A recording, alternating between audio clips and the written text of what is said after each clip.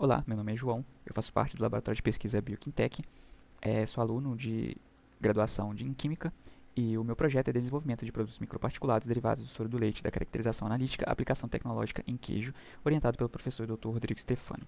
Bem, como introdução, a gente parte então da nossa matriz principal nesse projeto, que vai ser o leite, onde a gente tem um registro de produção nacional de 35,3 bilhões de litros de leite em 2023 e grande parte, a maioria desse leite, é destinado ao processo de fabricação de queijo. E um dos coprodutos nesse processo seria o soro. Apesar de ser um material rico nutricionalmente, principalmente pela sua fração proteica, de beta-lactoglobulina e alfa-lactoalbumina, ele não é tão valorizado. Uma maneira de tornar esse soro mais valorizado seria passá-lo pelo processo de membrana e concentração, onde a gente vai ter o nosso concentrado proteico do soro, o whey, mas não para por aí, a gente consegue valorizar ainda mais esse soro quando a gente faz então o processo de microparticulação, que seria uma desnaturação térmica e agregação dessas proteínas, tendo então o nosso microparticulado. E a ideia desse projeto seria então fechar esse ciclo, envolvendo então o microparticulado novamente no processo de produção dessa massa, tornando então um processo mais sustentável, valorizando ainda mais o soro. Fluxograma de análise, então, a gente parte do nosso concentrado proteico do soro, onde a gente vai fazer esse processo de microparticulação, tendo então uma solução proteica de 10% preparada. E também outra matriz que iremos utilizar vai ser o leite pasteurizado integral. E nesse ponto a gente faz então uma análise de proteína pelo fracionamento Kildo. A partir daí a gente faz as nossas formulações, onde a gente vai ter o 0% de substituição como padrão, tendo então uma solução proteica de 10%, fazendo a substituição de leite por microparticulado no teor de 4, 8 e 12%.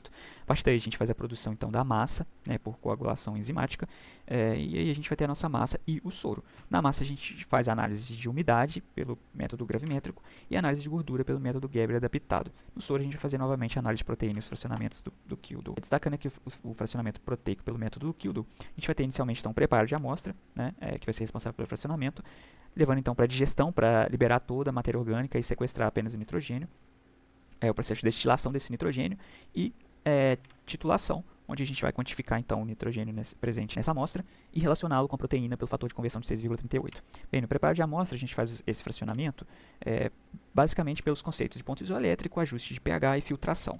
Por exemplo, a caseína ela tem um ponto isoelétrico de 4,6, quando levado a esse pH e passado pelo processo de filtração, a caseína então vai ficar no filtro precipitada e o restante vão ser nossas proteínas solúveis, a qual a gente vai levar para análise, e esse seria então nosso nitrogênio não caseínico ou NCN.